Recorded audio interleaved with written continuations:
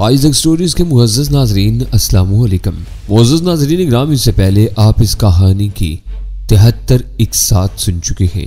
अब किस्त 74 मुलाहिज़ा फरमाएं। लेकिन को घरदार औरत अपनी निजी महफिलों में अपनी किसी गुमराही का तज़किरा सुनाकर तारीफ व तौसीफ सुनने की जुरात नहीं कर सकती। यानी कुछ ऐसा लगता है जैसे बेवफाई को अमूमी तौर पर बस मर्दों का हक समझ लिया गया हो। इन्हीं ख्यालात के दौरान मैं डॉक्टर अकबर की इलाजगाह की तरफ चल निकला। डॉक्टर अकबर की इलाजगाह में मामूल के मुताबिक खामोशी का राज था। अमले के अराकीन भी दबी दबी सरगोशियों में बात करने के आदी हो चुके थे कि कहीं उनकी गुफ्तगू का बुलंद आहंग आराम के तलबगार मरीजों की समाज पर बोझ न बन जाए। सफाई सुथराई से उस डिसिप्लिन तक सब कुछ इसलिए बरकरार था कि वो निजी सरमाए से कारोबारी बुनियादों पर चलने वाला एक नेक नाम इदारा था, वरना सरकारी अस्पतालों में तो ये सब अनासर नजर ही नहीं आते। मैं ऊपर पहुंचा तो मुझे देखकर हैरत हुई कि कामरान के कमरे का दरवाजा खुला हुआ था। लम्हे भर के लिए मुझे ख्याल आया कि कहीं वेरा ने अपने वसाइल से उसका सुराग लगाकर उसे भी अगवा न करा लिया हो। लेकिन 2 कदम आगे बढ़ते ही मुझे कामरान नजर आया। वो कुर्सी पर बैठा हुआ था, उसके बाल संवरे हुए थे और आंखों में ख्याल अंगेज गहराई जरूर थी, लेकिन दीवानगी का नामो निशान तक न था। उसके मुकाबिल कुर्सी पर कोई नर्स बैठी थी जिसकी पुश्त दरवाजे की तरफ थी। कामरान राहदारी पर तवज्जो दिए बगैर धीमी आवाज में उस नर्स से बात कर रहा था, लेकिन मैं खुले हुए दरवाजे पर ठिठका तो उसे मेरी तरफ मुतवज्जा होना पड़ गया। उसकी पेशानी शिकन आलूद होगी और बड़ी बड़ी सवालिया निगाहें मेरे चेहरे पर मरकूज होगी। इजाजत हो तो अंदर आ जाऊं, मैंने मुस्कुराते हुए मोहब्बत अमेज लहजा में सवाल किया। क्यों? उसकी भवें तन की। वो बारोब और गुंजीला लबो लहजा हरगिज किसी पागल का नहीं हो सकता था। मैं किसी अजनबी से यूं बेतकल्लुफ होना पसंद नहीं करता। उसके चेहरे के तासरात अल्फाज का पूरा साथ दे रहे थे। मेरे जवाब देने से पहले उसके सामने बैठी हुई नर्स अपनी कुर्सी छोड़कर मेरी तरफ मुतवज्जा हो चुकी थी और मुझे यह देखकर खुशी हुई कि वो कामरान की वही पसंदीदा नर्स थी जिससे मैं पहले ही मुतारिफ हो चुका था।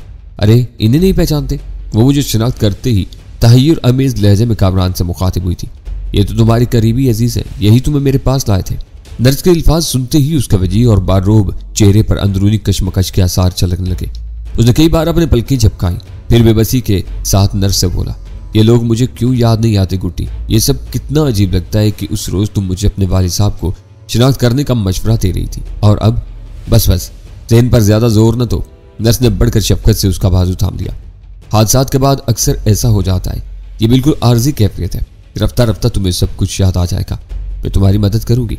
ओह तुम कितनी अच्छी हो गुड्डी। उसने एहसानमंदाना लहजे में ये कहते हुए अपनी आंखें मूंद कर अपना सर नर्स के बाजुओं पर यूं टिका लिया जैसे वो उसके लिए आगोशे मादर रही को।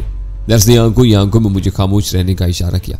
फिर कामरान से मुखातिब हो गई, क्या तुम थक गए हो? नहीं। उसकी आवाज बोझल सी थी। पता नहीं ये पुराने चेहरे बार बार क्यों सामने चले आते हैं। तुम्हारे बताने पर जब भी अपनी यादाश्त के तारीख खानों को खंगालना चाहता हूँ तो सर फटने लगता है। माँ बाप, बहन, भाई, रिश्तेदार, कोई भी तो याद नहीं आता। बस यूं महसूस होता जैसे मैं अचानक इस जमीन से उकाया हूँ या आसमान से टपका हूँ। उसने एक दबी दबी सी सिसकारी ली, फिर बोला, तुम्हारे सिवा कोई भी तो याद नहीं रहा है मुझे।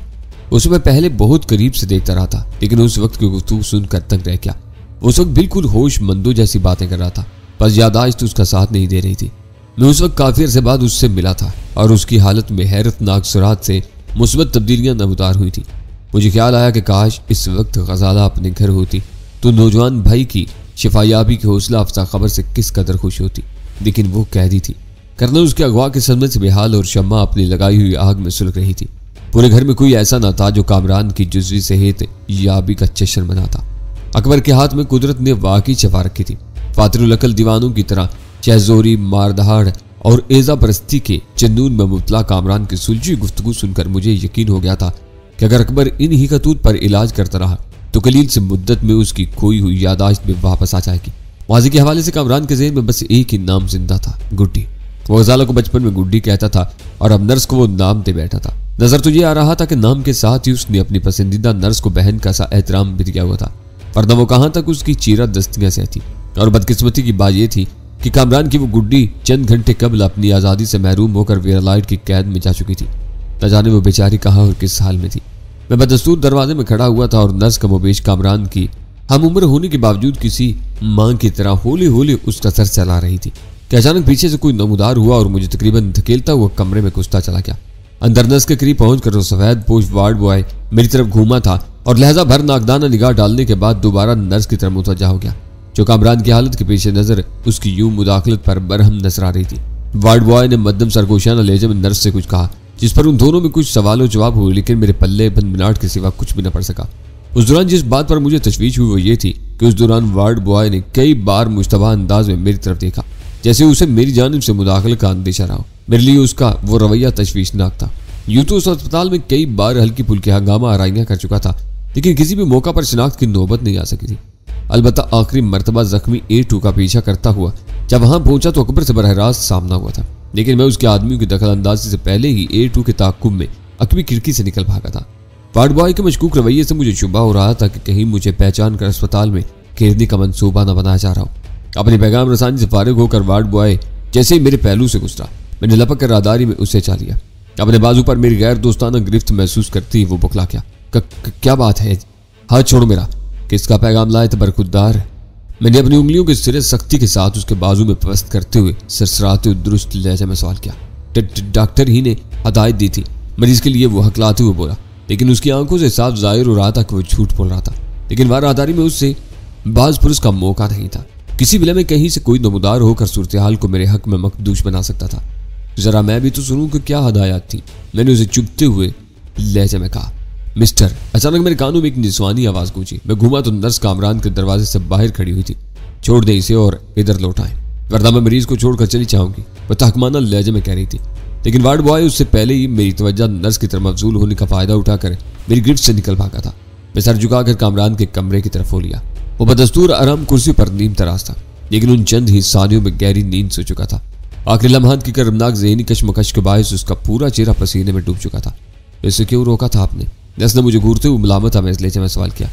मैं जानना चाहता था कि वो इस कदर राजतराना अंदाज में क्या पैगाम लाया है। मैंने उसकी आंखों में देखते हुए कहा, आप उसके फराइज में दखल अंदाज हुए हैं। वो तल्ख लहजे में बोली, अगर आपको उससे कोई शिकायत थी तो नीचे काउंटर पर रजू करना चाहिए था। यह अस्पताल है, कोई जंगल नहीं, जहाँ जबरदस्त को बालादस्ती का हक हासिल हो।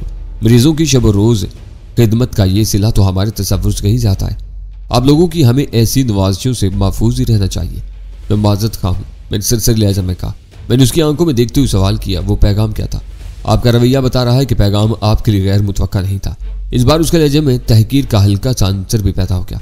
यह अस्पताल है, खैरात घर नहीं। मरीज को एक पेशगी अदायगी के साथ दाखिल करा देने से तो यकीन बरिल से मना नहीं हो जाते। पेशगी रकम कितने दिन साथ दे सकती है? ये डॉक्टर का एहसान है, उसने आपके मरीज को पागल खाने नहीं भिजवाया। मरीजों के वाजिबात की बरवक्त अदायगी से ही यहाँ का निज़ाम चलता है। वो न जाने क्या कुछ कहती चली जाती, लेकिन मैंने उसकी बात काटी। मैं हर बात से पूरी तरह मुत्तफिक हूँ, लेकिन अभी तक वो पैगाम नहीं मालूम हो सका। सुनना ही चाहते हैं तो सुनिए कि डॉक्टर ने अपनी आमद तक आपको रोके रखने के लिए खिलवाया था, ताकि अब तक का हिसाब साफ करके आइंदा के बारे में कुछ तय किया जा सके। फिर मैं चला सिस्टर। मैंने काम की बात मालूम होते ही उसकी बात उड़ा दी। ये सब बकवास है। कामरान के हिसाब में मैं इतनी रकम पेशगी जमा करवा चुका हूँ कि शायद 6 माह भी कमी वाक़ ना होगी।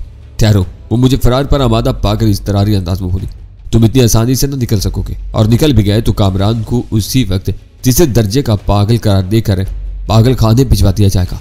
मेरा दिल दहल गया, कदम जमीन में गड़ कर रह गए थे। अजीब दिन था वो भी कि हर तरफ से बेबसी महसूर किए दे रही थी। गजाला को यरगमाल बनाकर वीरा लाहिड़ ने मुझे अपने कदमों में झुका लिया था, और अब अकबर की परवरदा नर्स कामरान को पागल खाने भिजवाने की धमकी देकर मुझे रुक जाने पर मजबूर कर रही थी। लेकिन उसके इसरारी लहजे से मैंने फौरन ही अंदाजा लगा लिया था कि वो असल खेल से यकसर लाइल थी, और कामरान के इलाज के सिलसिले में मुझे अकबर का मकरूज समझ रही थी। वो मुझसे कहीं ज्यादा अकबर को जानती थी। वो मुझे पहचान चुका था, और अब पुराना हिसाब चुकाने के लिए बिल्लों की अदायगी का बहाना करके नर्स को साजिश में शरीक कर लिया था। अगर मैं वहां से निकल भागता तो उस बार वो यकीनन अपनी शिकस्त का इंतकाम कामरान से लेता और उसे लाइलाज ज़हनी मरीज करार देकर अपने रसूख के जरिए तीसरे दर्जे के पागलों के साथ कैद करा देता। और जब बरसों बाद हम उसका खोज निकालते हुए कामरान तक पहुंचते तो लाजमी तौर पर लाइलाज पागल हो चुका होता। सुनो, ये अस्पताल ही नहीं, बदमाशों का गढ़ भी है। क्या जख्मी मुजरिम पनाह लेते हैं? अकबर उनका साथी है, और एक बार मेरे हाथों से जिक्र उठा चुका है। आज उसने मुझे पहचान लिया है और अब घेर कर मुझसे अपनी शिकस्त का इंतकाम लेना चाहता है। बिल्लों की अदायगी महज एक बहाना है। मैंने अंतर लौट कर उसे एक ही सांस में सब कुछ बता डाला। अगर ऐसा हुआ तो तुम मुझे अपना साथी पाओगे। उसने मजबूत लहजे में कहा, लेकिन उसकी आंखों से जाहिर हो रहा था कि उसे मेरी कहानी पर यकीन नहीं आ सका था। यानी तुम मुझे चाहने नहीं दोगी? मैंने उसकी आंखों में देखते हुए सवाल किया। यह मेरी मुलाजमत का मामला है। वो मुल्तजाना लहजे में बोली, यहाँ आए दिन ऐसा होता रहता है। लोग बड़े जज्बे के साथ अपने लाइलाज मरीजों को लाते हैं। कुछ अरसे बाद अफाका न हो तो रकम दबाकर मरीज की अयादत तक के लिए आना तर्क कर देते हैं। इस वक्त ग्राउंड फ्लोर पर 2-4 मुलाजिम तुम्हारा रास्ता रोकने के लिए तैयार होंगे। तुम्हारा मरीज तो जिंदा है, यहाँ पूरे वाजिबात अदा किए बगैर लवाकिन लाश भी बाहर नहीं ले जा सकते। सब जानते हैं कि हमारी तनख्वाहें इन ही वाजिबात से वाबस्ता है। क्या मुलाजमीन को माकूल तनख्वाहें दी जाती हैं। मैं कामरान के सामने पड़ी हुई काली आराम कुर्सी पर गिर गया और उसका रुख यूं घुमा लिया कि बराह रास्त दरवाजे पर निगाह रख सकूं। क्या तुम अकबर को फाकी डॉक्टर समझती हो? मैंने सिगरेट सुलगाते उससे सवाल किया, लेकिन वो अमली तौर पर इंसानी जहन को खूब समझता है। उसने अपने सर को नफी में जुम्बश देते हुए कहा, कामरान ही को देख लो, तेरे बिगड़े हुए केस उसने संभाले और न जाने कितने बिगाड़े भी होंगे, लेकिन उनका हिसाब कौन रखे। मैंने तंजिया लहजे में कहा, ये सब मुकद्दर की बातें हैं। वो गहरा सांस लेकर बोली, जिंदगी हो तो खाक से भी शिफा हो जाती है और वक्त पूरा हो जाए तो मसीहा तक मर जाते हैं। मुझे तो हैरत इस बात की है कि ये इलाज का कैसे कायम है। कानून शिफा नहीं देखता, काबिलियत मांगता है। वो कहाँ से पैदा की होगी हमारे। वो बात अधूरी छोड़कर यकलख्त खामोश होगी। राहदारी से उबरने वाली कदमों की आवाजें मेरे कान भी सुन रहे थे, लेकिन मैंने अपनी जगह से जुम्बिश तक नहीं की। अब मैं तन बतकदीर होकर सूरत-ए-हाल का मुकाबला करने का फैसला कर चुका था। फिर आने वाला यूं ही कमरे में दाखिल हुआ, मुझे देखते ही उसके चेहरे पर हैरत और बेयकीनी के आसार ऊपर आए, जैसे उसे मेरी वहां मौजूदगी की उम्मीद न रही हो। लेकिन उसने फौरन ही खुद को संभाल लिया। मरीज का क्या हाल है सिस्टर? संभाला लेती अकबर ने मुझे नजरअंदाज करने की कोशिश करते हुए नर्स से सवाल किया और मैं भी लाताल्लुकाना अंदाज में आराम कुर्सी पर दराज सिगरेट के कश लेता रहा। माजी का हवाला हमेशा जहनी सदमे का बाइस बनता है। इस वक्त भी यही हुआ है। इन्हें पहचानने की कोशिश की थी मरीज ने। नर्स ने हमदर्दाना लहजे में कहा। अकबर ने कामरान के पपोटे उठाकर उसकी दोनों पुतलियों का जायजा लिया। माहिराना अंदाज में नब्ज की रफ्तार देखी, हाथ की उंगलियों के नाखनों पर गहरी नजर डाली, फिर मुतमईन अंदाज में सर हिलाते हुए नर्स से बोला, तुम ड्यूटी रूम में जाओ, मरीज 2 घंटे से पहले होश में नहीं आएगा, मैं वापसी पर बता दूंगा। नर्स दरवाजे की तरफ बड़ी ही थी कि मैं कुर्सी छोड़कर उसकी राह में हाल हो गया। वाजिबात का मसला सिस्टर की मौजूदगी ही में तय होना चाहिए, जिसके लिए मुझे भोंडे अंदाज में यहाँ रोका गया है। मैंने अकबर से मुखातब होकर तल्ख लहजे में कहा। उसके लबों पर मकाराना मुस्कुराहट फैल गई। ओह, तो तुम्हें बता दिया गया कि तुम रोके गए हो। खैर, इतना बुरा मनाने की जरूरत नहीं, मैं अपने हिसाबात खुद निपटाने का आती हूँ। गलती हुई तो माजरत कर लूंगा, तुम्हें कोई शिकायत नहीं होगी। बेचारी सिस्टर को इस मामले में मुलव्विस न करो, इसका रास्ता छोड़ दो। पहले मेरा ख्याल था कि अकबर ने मुझे पहचान कर ये बार रोका था, लेकिन उसके इब्तदाई तासरात ने मेरे उस नजरिए को गलत साबित कर दिया। अब देखना था कि वो मुझसे क्या चाहता था, लिहाजा मैंने बात को तूल दिए बगैर रास्ता छोड़ दिया और अकबर कामरान के खाली बिस्तर पर टिक गया। मैं दरवाजे के करीब खड़ा उसे घूरता रहा और पुरस्कून अंदाज में मुस्कुराता रहा। आखिरकार उसी ने सबूत तोड़ा था। अगर मैं गलती नहीं कर रहा तो तुम्हारा नाम टैनी है। उसकी जुबान से अपना नाम सुनकर मैं चौंक पड़ा। जरूर है, लेकिन यह नाम तुम्हें कैसे मालूम हुआ? अब से पहले मेरे लिए तुम एक नाम नहीं बल्कि सिर्फ एक चेहरा थे और मुझे तुम्हारी जुस्तजू भी थी। एटू मेरे गहरे दोस्तों में से था और वो अपनी सारी दलेरी के बावजूद तुमसे खाइफ रहता था। आखिरकार वो तुम्हारे ही हाथों मारा भी गया और अब तुम मुझसे इंतकाम लेना चाहते हो। मैंने बुराते हुए जारहाना तेवरों के साथ सवाल किया। वो हंस पड़ा। अहमकाना बात है, मरने वाले के साथ कोई नहीं मरा करता। तुमने अपने वक्त के ज़ीरिक तरीन आदमी को मात दी है। मैं तुम्हारा कदरदान हूँ।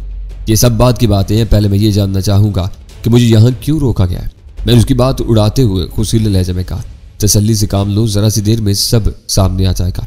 वो अपनी दस्तवाज पर निगाह डालते हुए बोला, मैं अब यहाँ एक सेकंड भी रुकने के लिए तैयार नहीं। उसका पुरस्कून रवैया मुझे मुसलसल ताव दिलाया जा रहा था। यूं महसूस हो रहा था जैसे उस मरदूद ने अपनी दानिश में मुझे नादीदा जंजीरों से जकड़ रखा है। दिमाग ठंडा रखो, वो नासिहाना लहजे में बोला। मैं हरगिज पसंद नहीं करूंगा कि मेरे मामूली मुलाजिम तुम जैसे अजीम आदमी पर हाथ उठाने पर मजबूर हो जाए।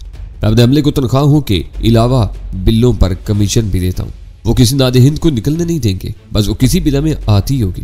मैंने चबा चबा कर कहा, यानी ये सब कुछ तुम किसी कुतिया के इशारे पर कर रहे हो। काश वो कुतिया ही होती। वो एक ठंडा सांस लेकर बोला, कम अज कम उसकी पुश्त तो सहला सकता था। किसकी पुश्त सहलाना चाहते हो अकबर? अचानक मुझे अपनी पुश्त विरालाइट की चुभती हुई आवाज सुनाई थी और मैं हर्ष से उछल पड़ा। पुरादारी में बिल्कुल बेआवाज कदमों से चलती हुई वहां तक पहुंची थी और शायद अकबर का आखिरी फिक्रा ही सुन सकी थी, लेकिन उसकी आवाज सुनते ही अकबर की हालत खैर होगी। वो मशीनी अंदाज में मसहरी से उठ खड़ा हुआ था। उसकी टांगें कांप रही थी, चेहरा जर्द पड़ गया था और आंखों में दहशत उतर आई थी। मादाम, वो लड़ते हुए अपने सर को घुटनों तक झुका कर गिड़गिड़ा। इस कमरे में मामूर नर्स की बात हो रही थी। गैर जरूरी बकवास पर माजरत खां। बकवास कभी जरूरी नहीं होती अकबर। उसकी जुबान गोया लफ्जों के कोड़े बरसा रही थी। अगर यह हाजतमंद और मजबूर औरतें कुतिया बनाई जा सकती हैं तो यकीन करो तुम्हें भी किसी कुतिया ही निंचना होगा। इस अजनबी से इतनी बेतकल्फी कैसे होगी तुम्हारी? मैं दस्त बस्ता माफी चाहता हूँ माताम। वो दोनों हाथ जोड़कर रो देने वाली आवाज में कहा। फिर अलाइड के सामने वो किसी खारिज ज़दा चूहे से भी बदतर नजर आ रहा था। ये अजनबी नहीं है। इस कमरे में इसी का लाया हुआ मरीज से इलाज है। वैसे भी ये A2 के ताक़ुब में यहाँ आया था और यही उसका कातिल है। आपकी ज़बानशनास निगाहों ने उसे खूब पहचाना है, वरना यह आज भी अपने मरीज से मिलकर साफ निकल गया होता। हर्जा सराई बंद करो, फिर हलाई ने ललकारते हुए लहजे में उसे फटकार दिया, और अपने कमरे में जाओ, फिलहाल इस फ्लोर पर कोई नहीं रहेगा। मेरी वापसी के बाद जो चाहो बंदोबस्त कर लेना, मैं यहाँ कुछ वक्त गुजारूंगी। बेहतर मादाम। उसने बुखलाए हुए अंदाज में दोबारा फर्शी सलाम किया और ऐसी उजलत में वहां से भागा जैसे ताखीर हो जाने की सूरत में रूह कब्ज होने का खौफ लाहक हो। हाँ, तो तुम यहाँ क्या करते फिर रहे हो? चंद सानियों तक मुझे घूरते रहने के बाद उसने खुश्क लहजे में सवाल किया। ऐसा ना हो कि कोई बाहर खड़ा सुन गुन लेने की कोशिश कर रहा हो। मैंने जुबान खोलने से बेहतर दरवाजे की तरफ कदम बढ़ाते हुए कहा, और उसने कोई तारुस न किया। अपनी तसल्ली के लिए देख लो, लेकिन अब कोई इस फ्लोर पर रुकने की जुर्रात न कर सकेगा, उसने उसी लहजे में कहा था। मैंने बढ़कर राहदारी में नजरें दौड़ाई तो वो दूर तक वीरान पड़ी हुई थी। क्या तुम्हारी क्या हैसियत है? मैंने वापस लौट कर तहय्युर अमेज़ अंदाज में पलकें झपकाते हुए सवाल किया। तुमने देख ही लिया, वो बेपरवाहाना लहजे में बोली। अकबर का बस चले तो मेरी अगली हदायत तक वो परिंदों को भी इस फ्लोर पर न मारने देगा। तुम्हारी विलादत जरा ताखीर से हुई। जिमिलाइड सुलेमानी दौर में जवान हो गया होता तो तुम वाकई परिंदों पर भी हुक्मरानी कर गुजरती। मिर्ची चबाने के बजाय मेरे सवाल का जवाब दो। उसने कुर्सी संभालते हुए खुश्क लहजे में कहा, यह मरीज कौन है? यह गजाला का भाई है। मैंने गहरा सांस लेते हुए कहा। किसी वजह से ज़हनी तवाज़ुन खो बैठा था। काफी दिनों से यहाँ जेर इलाज है। आज मैंने सोचा कि लाहौर रवाना होने से पहले इसे भी देखता चलूं। वहां से न जाने कब वापसी नसीब होती है। ओह, तो ये बात थी। वो यक व यक मुजमहल नजर आने लगी। मैं बिला वजह तशवीश का शिकार हो गई थी। दरअसल ये सारा कसूर तुम्हारा है। अभी तक तुम खुद को पूरी तरह काबिल एतमाद साबित नहीं कर सके हो। हर वक्त धड़का लगा रहता है कि न जाने कब क्या कर गुजरो। पता तो चले कि इस बार मुझसे क्या कसूर सरजद हुआ है। मैंने उसकी आंखों में देखते हुए सवाल किया। कसूर? बुरक्याल लहजे में बोली। आज तुमने यहाँ आकर गजाला के हक में अच्छा नहीं किया। गजाला? मैंने तेज लहजे में दोहराया। उसका जिक्र कहां से आ गया इस किस्से में? थोड़ी देर पहले तक वो यही मुकीम थी। उसके अल्फाज किसी वजनी हथौड़े की तरह मेरे ज़हन पर गिरे। जंगो जदल से महफूज ये शहर का बेहतरीन ठिकाना था, लेकिन गलतफहमी की बिना पर फौरी तौर पर उसे यहाँ से हटा दिया गया। हटा दिया गया? आखिर गलतफहमी की बुनियाद क्या थी? मैंने एहतियाज अमेज़ लहजे में सवाल किया। यूं नहीं, शुरू से पूरी बात बताना पड़ेगी। वो कुर्सी से उठकर कमरे में टहलते हुए बोली। गजाला को यहाँ मुंतकिल करते हुए मुझे मालूम नहीं था कि उसका भाई यहाँ ज़ेर इलाज है और यहाँ तुम्हारी भी आमदो रफ्त रहती है। उसे बेहोशी की हालत में इस अस्पताल के एक ऐसे आरामदेह और दूर उफ्तादा कमरे में रखा गया था को अस्पताल का तसव्वुर भी नहीं कर सकती थी। यहाँ बाहर मेरा एक आदमी मुसलसल उसकी हिफाजत पर मामूर था। उसे खास तौर पर तुम्हारी तरफ से चौकन्ना रहने का हुक्म दिया गया था। आज जैसे ही उसने अस्पताल के अहाते में तुमको कार से उतरते देखा, फौरन मुझे वायरलेस पर मामले की संगीनी से आगाह कर दिया। फिर उसने अस्पताल के अमले से भी ये मालूम कर लिया कि तुम किस कमरे में गए हो। मुझे पहला ख्याल यही आया कि शायद तुम्हें गजाला की वहां मौजूदगी की भनक मिल गई है और तुम कोई ड्रामा रचाकर उसे निकाल ले जाने की फिक्र में हो। मैंने फौरन ही गजाला को वहां से मुंतकिली का बंदोबस्त किया और अकबर को हदायत की कि मेरी आमद तक तुम्हें हर कीमत पर उलझा कर रखा जाए। लेकिन अब तुम कुछ और ही कहानी सुना रहे हो। मुझे जरा भी इत्मीनान होता तो मैं गजाला को हरगिज यहाँ से न हटाती। अब भी क्या बिगड़ा है? उसे दोबारा यहाँ बुलवा सकती हो। मैं इतनी अहमक नहीं हूँ। वो मुंह बिगाड़ कर तलख लहजे में बोली। उसका ठिकाना तुम्हारे इल्म में ले आना मेरी हिकमत अमली से महल नहीं खाता। मैं वादा करता हूँ कि इधर का रुख भी नहीं करूँगा। मैंने खुशामदाना लहजे में कहा। कम अज कम मेरी गैर मौजूदगी में वो अपने भाई की देखभाल तो कर लेगी। घास खा गए हो क्या? वो बरहमी के साथ तेज लहजे में बोली। अच्छी तरह जानते हो कि उसका बरसे आम आना उसके हक में किस कदर मोहलक साबित होगा। तंजीम को उसकी तलाश है। उनके हाथ ना आ सकी तो वो उसे हलाक करने से भी तरेक नहीं करेंगे। तो क्या अकबर तंजीम का कारिंदा नहीं है? क्या ख्याल क्यों पैदा हुआ तुम्हारे ज़हन में? उसने चुपते हुए लहजे में सवाल किया। उसके ए टू से गहरे मरासिम थे। अभी तुम्हारे सामने वो उससे हमदर्दी जताते हुए मुझे उसका कातिल करार दे रहा था। उससे पहले कासिम से उसके करीबी ताल्लुकात थे। उसके बुशरे पर इत्मीनान उठ कर आया। उन दोनों की कोई अहमियत नहीं थी। अकबर को तो तंजीम के वजूद की हवा भी नहीं लग सकी है। वो इन दोनों को मेरे जान इशारों के तौर पर जानता था और शायद मैं भी उसी सफ में शुमार किया जाऊंगा। मैंने अपने बाएं पहलू पर हाथ रखकर सर को कदरे कम देते हुए कहा। मेरे तसव्वुर से लोगों को हौल आने लगते हैं। इश्क जताना तो दूर की बात है। मेरे मातहत आंख मिलाकर बात तक नहीं कर सकते। इन दोनों का शुमार भी ऐसे ही मातहतों में होता था। अपने रसाई पर ज्यादा घुमंड न करो।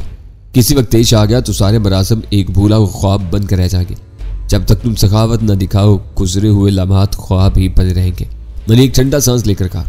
ऐसे रिश्ते इसीलिए कच्चे होते हैं कि किसी का किसी पर हक नहीं होता। सखी का दिल होता है कि चाहे तो दान करे, वरना सवाली को लात मार कर अपने दरवाजे से दूर फेंक दे।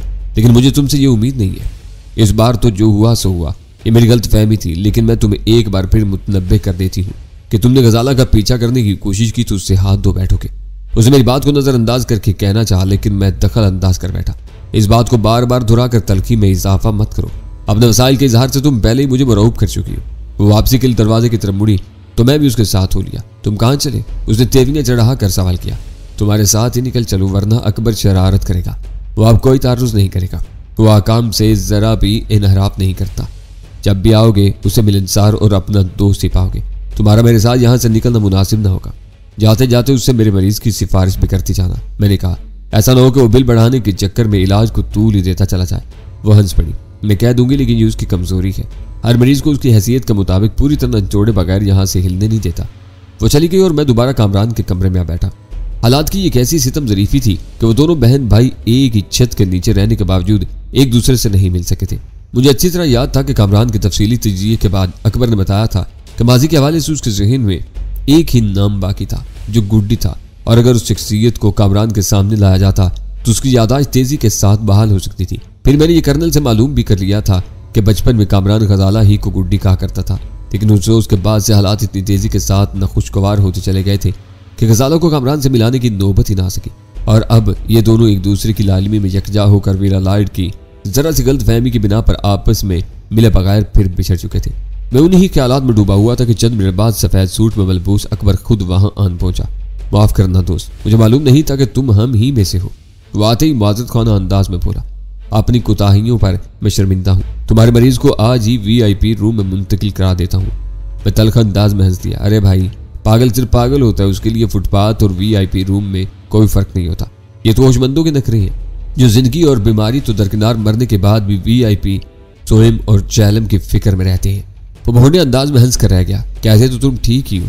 मैंने खुद एक करीबुल मर्ग अफसर को यह तलकीन करते सुना था कि अगर वो मर ही जाए तो तदफीन से पहले उसके ऐसे तमाम शनासाओं को जरूर खबर दी जाए जिनके पास गाड़ियां हैं, ताकि जनाजे का जुलूस शानदार हो सके। अगर इजाजत हो तो अब मैं चला जाऊं? मैंने चुपते हुए लहजे में सवाल किया। जरूर जरूर, अब इतना भी शर्मिंदा ना करो मुझे, वो बुखलाए हुए लहजे में बोला, और मैं सर हिलाते हुए कमरे से निकलता चला गया। घर पर एक बंद लिफाफे में मेरे लिए कराची से लाहौर और वापसी का फिजाई टिकट मौजूद था, जो कोई नामालूम आदमी कर्नल के हवाले कर गया था। रवानगी के लिए अगली दोपहर की निशिस्त महफूज करवा ली गई थी, जबकि वापसी का कोई तायुन नहीं किया गया था। लाइस कॉटेज में मेरे काम की नोयत की बिना पर वापसी का अंदाजा लगाना मुश्किल ही था। फिर सुल्तान शाह से मुलाकात हुई, जो अपनी मुहिम से बेनीलो मराम ही वापस लौटा था। उसने अपने आदमियों को बारी बारी मुवासलाती यूनिट की निगरानी पर ममूर कर दिया था और खुद सारा दिन शहर में उन ठिकानों की खाक छानता फिरा जहां लाहौर से वापसी पर वीरा लाइड को जाते देखा गया था, लेकिन कहीं कोई कामयाबी हासिल न हो सकी। उन ठिकानों पर रहने वाले सभी लोग अपने पड़ोसियों की राय में गैर मशकूक शुराफा थे, जो जायज वसाइल से अपनी रोजी कमाने के कायल थे।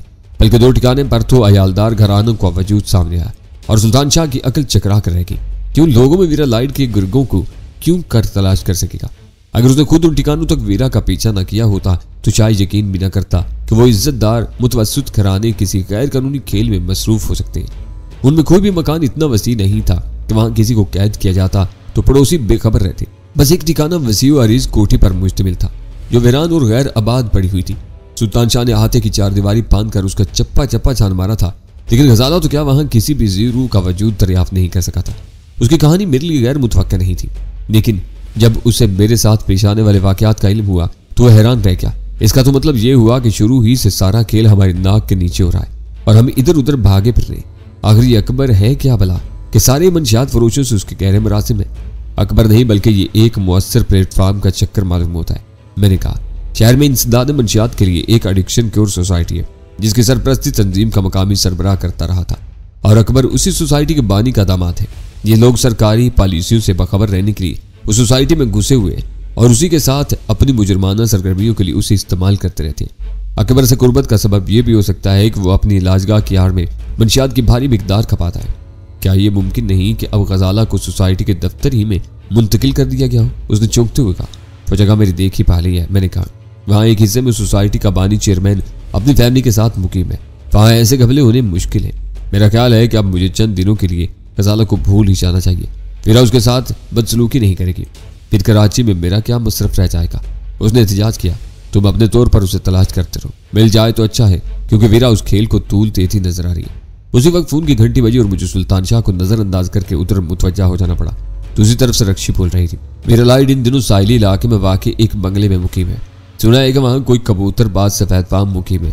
छत पर कबूतरों के लिए बांध बांध की कई बुलंद छतरियां नस्ब है। हमारा दूर ही से पहचानी जा सकती है। उसकी आवाज हैजान अमीन थी, जैसे उसने कोई अहम बात दरियाफ्त की हो। तुम्हारी मेहनत काबिल तात है, लेकिन मेरे लिए यह इतला नहीं है। मैंने पुरस्कून लहजे में कहा। वो इमारत मेरी देखी वाली है, लेकिन तुमने तो मुझे नहीं बताया था कि वीरा कहाँ मुकीम है। उसकी कदर तेज आवाज उभरी। जरूरत नहीं समझी, क्योंकि हमें वीरा नहीं गजाला की तलाश है। और मुझे मालूम था कि गजाला को साहिल इलाके की उस इमारत में नहीं रखा गया है। मैं तुम्हें गैर जरूरी उलझनों से दो चार नहीं करना चाहता था। मेरा ख्याल है कि मैंने गजाला का सुराग बेल निकाल लिया है। तो उसकी आवाज़ सुनकर यक बयक मेरा दौरान खून तेज हो गया। आप शायद पहेलियां बुझवाओगी, मैंने इस तरह लहजे में कहा। अकबर का अस्पताल वीरा का बहुत ही खास अड्डा है। तुमसे बात होते ही मैंने वहां की निगरानी शुरू करा दी थी। फिर तीसरे पहर वीरा खुद वहां पहुंची और कुछ देर ठहर कर वापस चली गई। वापसी पर उसका ताक्कुब किया गया था। यूं साहिली इलाके की इमारत मेरी निगाह में आ सकी। उसका अकबर के अस्पताल में जाना 1 घंटी है। मुझे यकीन है कि गजाला वहीं रखी गई है। मैं दिल में उस बेचारी के लिए हमदर्दी महसूस किए बगैर नहीं रह सका। मुझे अफसोस है रक्षी को आज पै दर पै मार खानी पड़ रही थी। गजाला वहां रखी जरूर गई थी। वीरा की आमद से पहले उसे वहां से कहीं और मुंतकिल कर दिया गया, क्योंकि मैं इत्तफाकन उधर जा निकला था। वीरा दरअसल मुझे ही से बात पुरस करने आई थी कि मैं वहां कैसे पहुंचा। ओह, तो इस वक्त तुम भी वहीं मौजूद थे। उसकी आवाज़ तहय्युर अमेज थी। ये बताओ कि उसके अलावा और क्या मालूम किया है तुमने? मैं तो समझ रही थी कि मैंने बड़ा तीर मारा है, लेकिन शायद मैं तो तुम्हारे नक्शे पा पर भटकती रही हूँ। उसकी आवाज़ में मायूसी उमड़ आई। फिर अब क्या सूरत हाल है? वही पहले जैसा सन्नाटा। मैंने एक गहरा सांस लेते हुए कहा, कुछ समझ में नहीं आ रहा कि क्या हो रहा है। शायद मैं थक भी गया हूँ। 2-4 रोज किसी पुरफिजा मकाम पर गुजारने के बारे में सोच रहा हूँ। मैंने शहर से अपनी गैर हाजिरी के जवाब की बुनियाद रखते हुए सुस्त लहजा में कहा, शायद वापस आकर कोई तीर मार सकूं। मिलकर जाओगे ना? उसका लहजा पुरुम्मीद था। गजाला को खोकर दिल बहुत उदास रक्षी। ऐसा लग रहा है जैसे मैं खला में मुअल्लिक होकर रह गया हूँ। अगर मूड अच्छा हुआ तो तुमसे जरूर मिलूंगा। वैसे अभी तुम्हें मोहतात रहना चाहिए। मैं हर वक्त मोहतात रहती, तुम मेरी फिक्र मत करो। और हाँ, ये बता दूं कि मैं गजाला के हक पर डाका नहीं डालना चाहती। मुझे तुम्हारी और उसकी चाहत का अच्छी तरह अंदाजा हो गया है। बस ये याद दिलाना चाहती हूँ कि तुम पर कुछ मेरा भी हक है। हक अंधों और माजूरों का होता है रक्षी। मैंने दिल ही दिल में अंधी औरत की हकायत याद करते हुए कहा, तुम जवान, हसीन और सेहतमंद दोशीसा हो। तरकश के हर तीर से एक नए शिकार को घायल कर सकती हो। मैं तो गौल से बिछड़ा हुआ एक आवारा पंछी हूँ जो उड़ते उड़ते थक कर कहीं गिर जाए तो वहीं अपना निशान बना लेता है, या उड़ते उड़ते बादलों से ऊपर यख फिजाओं में ठिठर कर जान दे देता है। तुम क्या बक रहे हो डैनी? फोन पर उसकी गुस्सीली आवाज सुनाई थी। कायल पंछी, निचीमन, ठंडे बादल, ये सारे खराफात तुम्हें जेब नहीं देते। ये रोग उन्हीं को पालने दो जो अमली जिंदगी से फरार हासिल करके अपने ख्यालों की दुनिया में दिन रात शेर जनने में मसरूफ रहते हैं। मुझसे मिलो या ना मिलो, लेकिन ऐसी पस्त बातें तो ना सोचो। मैं अपनी तमाम तर उदासी के बावजूद हंस पड़ा। शायरों के हक में इतनी गुस्ताख ना बनो। तो फौरन ही मेरी बात काट दी। मुझे गलत ना समझो, शायरों की मैं बहुत इज्जत करती हूँ। फैज से फराज तक बहुतों की किताबें मेरे पास रहती थी। ये उनकी बात है जो शायरी को ही बेचना, खाना, पहनना और ओढ़ना चाहते हैं। एक एक गजल में 4 शादियां करते हैं और हर रुबाई में एक कुल्लाद की तस्वीर देखते हैं। इस मौजू पर फिर कभी बात होगी। इस वक्त मैं सोना जा रहा हूँ। मैंने बात खत्म करने की नीयत से थके हुए लहजे में कहा, यह याद रखना कि मिलकर न गए तो ख्वाबों में मिलती रहूंगी। एक चहकार के साथ उसने सिलसिला मुनक़ते कर दिया। क्या शायरी हो रही थी उसके साथ? सुल्तान शाह ने फौरन ही शौक लहजे में सवाल चढ़ दिया। बेहुदा और जुबान दराज औरत है। मैंने सर झटक कर कहा, शेर जननी की बात ले बैठी थी। क्या पता की बात कही है उसने? वो बेइख्तियार भड़क उठा। बाद शायर तो शेर कहते हुए ऐसे बुरे बुरे दर्दनाक मुंह बनाते हैं जैसे जुड़वा शेरों की विलादत हो रही हो। मैं लाख गौर करने के बावजूद उस कैफियत को आज तक कोई नाम नहीं दे सका था। तुम क्या जानो ये शेर व शायरी? मैंने उसे घूरते हुए कहा। मिडिल पास, मैट्रिक फेल हूँ। वो सीना फुला कर बोला, अंग्रेजी में मार खा जाता हूँ। मादरी जुबान की बात हो तो मादर पिदर एक करके रख देता हूँ। कभी आजमा कर देख लेना। लेकिन तुम्हारी मादरी जुबान तो शायद पछतो है। मैंने उसे याद दिलाया। हाँ, अब तो ये चक्कर भी चल निकला है। उसके लबों से कमजोर सी आवाज निकली। उसका चेहरा बेरौनक हो गया और आंखें यूं बुझ गई जैसे तसव्वुर में कोई ना खुशगवार तस्वीर ऊपर आई हो। फिर अचानक ही कर्नल होले होले कराता हुआ वहां आन पहुंचा। कुछ पता चला मेरी बच्ची का? उसे बारी बारी हम दोनों को देखते हुए दर्दनाक लहजा में सवाल किया। उसके हर सांस के साथ दिल की गहराइयों से हल्की हल्की आहें बुलंद हो रही थी। और क्यों ना होती, क्योंकि उस बेचारी की जिंदगी का हर लम्हा जख्मों से चूर चूर था। बीवी कुकीन की गुलाम थी। बराबर का जवान बेटा बुढ़ापे का सहारा बनने के बजाय दीवानगी का अजाब सह रहा था। और गजाला यूं अगवा कर ली गई थी जैसे वो जीती जागती लड़की नहीं बल्कि मोम की मूरत रही हो। वो जहां है इज्जत और आराम से है। मैंने कर्नल का शाना थपथपा कर भारी आवाज में कहा, शायद कल मेरे जाने से पहले उससे बात भी हो जाए। आप फिक्र न करें, वो जल्दी घर आ जाएगी। हाय, मैं फिक्र ना करूं। वो सीने पर हाथ मारकर गुलगुलेर आवाज में चिल्ला उठा। मेरी बूढ़ी अड़ियों पर यह दाग भी आना था। मैं इस दिन से पहले ही मर क्यों ना गया। कर्नल का सदमा अपनी जगह बिल्कुल जायज था, लेकिन उसकी गुफ्तगू उस वक्त मुझे सख्त नागवार गुजर रही थी। फिर भी मैं उसे नजरअंदाज करने की हिम्मत न कर सका और थोड़ा सा वक्त बर्बाद करके उसे कामरान के ताबनाक मुस्तकबिल में उलझा दिया। वो कभी कभार कामरान से मिलता रहा था। उसे यह भी मालूम था कि वो बतदरीज रूहबा सेहत है, लेकिन जो कुछ मैंने देखा था वो कर्नल के लिए भी इंकिशाफ से कम नहीं था। बेटे की सेहतयाबी के तज़किरे ने उसके दिल का बोझ खासा हल्का कर दिया था।